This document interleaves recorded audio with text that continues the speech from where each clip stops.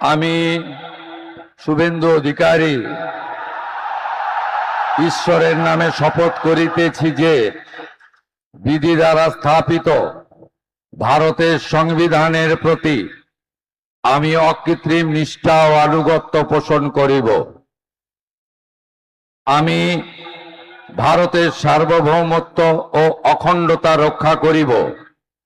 পশ্চিমবঙ্গ রাজ্যের মুখ্যমন্ত্রী রূপে আমার কর্তব্যসমূহ নিষ্ঠাপূর্বক এবং বিবেকসম্মতভাবে নির্বাহ করিব এবং ভয় বা পক্ষপাত, প্রীতি বা বিদ্বেষ রহিত হইয়া সকল শ্রেণীর জনগণের প্রতি সংবিধান ও বিধি অনুসারে ন্যায়াচরণ করিব।